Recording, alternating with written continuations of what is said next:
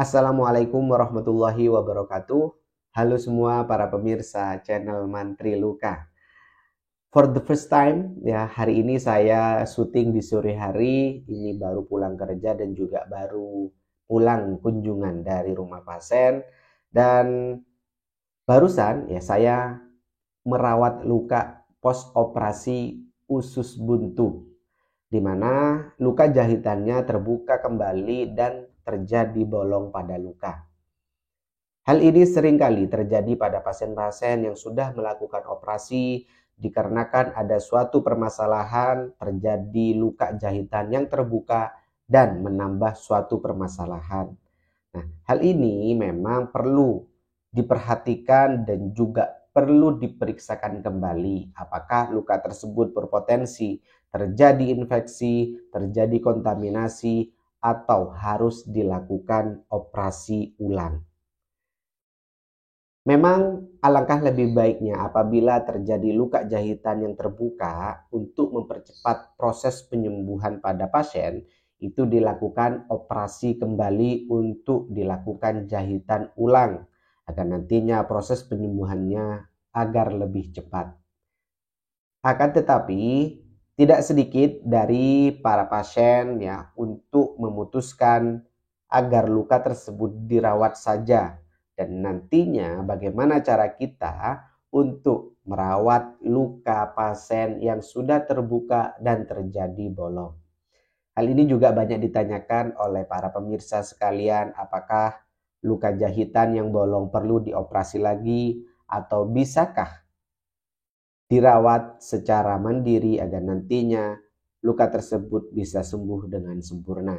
Maka dari itu, di kesempatan kali ini di channel Mantri Luka, saya akan menjelaskan bagaimana cara perawatan luka pada pasien dengan post-op usus buntu dan terjadi luka jahitan yang terbuka. Semoga nantinya dari para pemirsa sekalian yang menonton video ini dapat menemukan solusi dan juga menemukan cara yang terbaik untuk merawat luka post operasinya.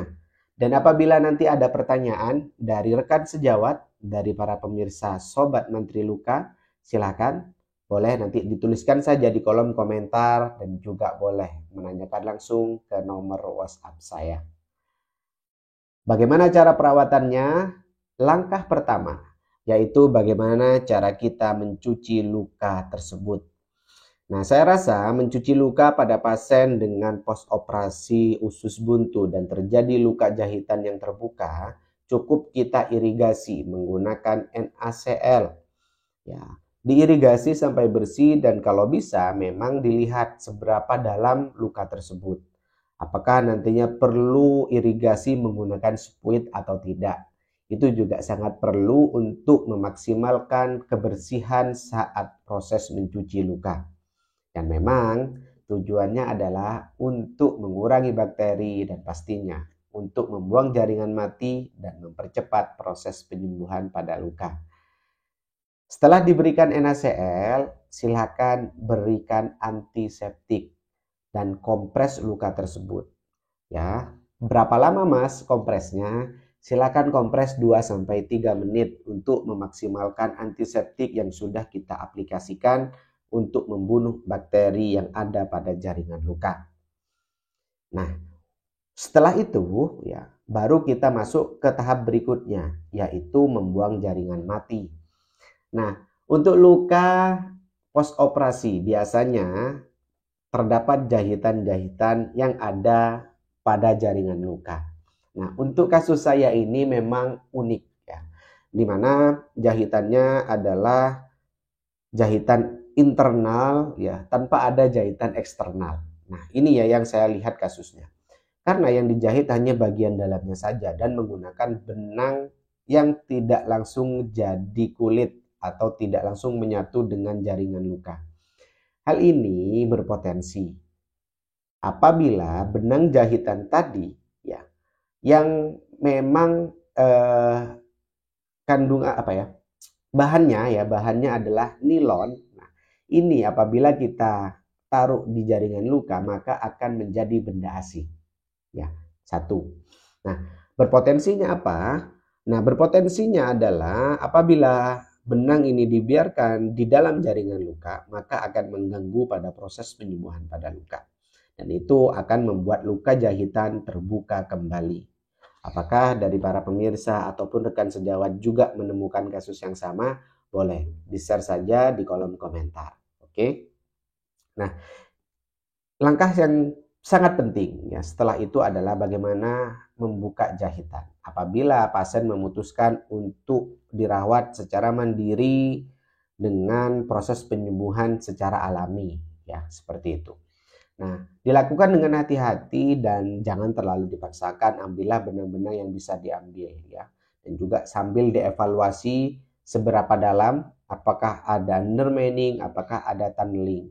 Nah, kasus saya ini ada jaringan yang bolong ya di kedua sisi. Jadi ada tunneling. Ya, di bawah jaringan yang sehat terdapat rongga yang sama-sama tembus. Oke, dan diperlukan adalah mengirigasi menggunakan spuit. Nah, oke. Setelah itu dirasa sudah bersih, benang jahitan sudah diambil, ya kita kompres kembali menggunakan antiseptik. Selanjutnya adalah untuk terapi. Nah, untuk terapi seperti yang saya sampaikan pada beberapa video saya, yaitu kita gunakan salep-salep atau krim yang bisa menumbuhkan jaringan. Contohnya metcovazin, burnazin ya ataupun burnazin plus, menggunakan smart garlic, menggunakan hidrogel, silahkan saja sesuaikan dengan kondisi luka pasien. Apakah pasien masih infeksi, apakah pasien sudah memasuki fase granulasi dan juga epitelisasi, atau sudah masuk di fase maturasi. Hal ini juga perlu pengkajian dari para sobat mantri luka ya, agar nantinya tidak salah dalam memberi terapi. Nah, untuk terapi yang saya berikan tadi memang saya menggunakan burnazin plus ya, harapannya memang support terhadap proses penyembuhan pada luka, terutama pembentukan epitelisasi dan pertumbuhan granulasi. Nah, hal ini memang harus diperhatikan ya. Kenapa? Karena cairan ini sangat banyak. Biasanya pada pasien-pasien yang luka jahitannya terbuka itu tidak akan tahan selama 3 hari. Biasanya menggantinya kalau saya adalah 2 hari sekali. Dan juga berikan absorben yang baik menggunakan foam dressing ya. Nah, ada satu hal yang penting yang perlu diperhatikan, yaitu bagaimana cara kita memberikan tahanan ya atau fiksasi yang kuat pada pasien-pasien yang luka jahitannya terbuka. Nah, saya contohkan di video saya ini yaitu bagaimana menarik ya sisi-sisi dari luka agar nantinya dia bisa rapat ya. Seperti ini. Kita tarik plester dari sisi satu ke sisi yang lain ya. Sehingga nantinya membuat tahanan ya agar nantinya jahitan itu tidak terbuka kembali ya. Nah, serasa itu sudah kuat, kita fiksasi di bagian foam semuanya. Lalu kita tutup menggunakan kasa dan juga tambahkan kasa steril dan juga tambahkan absorben. Contohnya saya menggunakan softband. Bisa menggunakan diapers atau bisa menggunakan pembalut. Silakan boleh. Ya, setelah itu tutup rapat dan dievaluasi kurang lebih 2 hari. Ya, silakan pasien ya untuk menjaga lukanya agar nantinya tidak basah. Dan ada satu lagi pertanyaan, apakah boleh ditampon? Jangan ditampon. Ingat, jangan ditampon. Cukup masukkan salep lalu diberikan foam sebagai absorben. Oke, bisa dipahami ya. Itu dia cara perawatan luka pada pasien dengan post operasi usus buntu yang terjadi jahitan terbuka dan bolong. Semoga bermanfaat, semoga bisa membantu bagi sobat mantri luka yang sedang mengalami luka yang sama dan juga memberikan solusi bagi rekan sejawat praktisi perawatan luka. Apabila ada hal yang belum jelas, boleh ditanyakan di kolom komentar. Sekian, terima kasih sudah menonton video ini. Jangan lupa tonton video-video yang lainnya. Terima kasih atas support yang sudah diberikan ke channel Mantri Luka. Mohon maaf apabila ada hal yang kurang berkenan. Saya Muhammad Sibromulis pamit undur diri. Sampai jumpa di konten berikutnya. Wassalamualaikum warahmatullahi wabarakatuh. Ada luka, ingat mantri luka.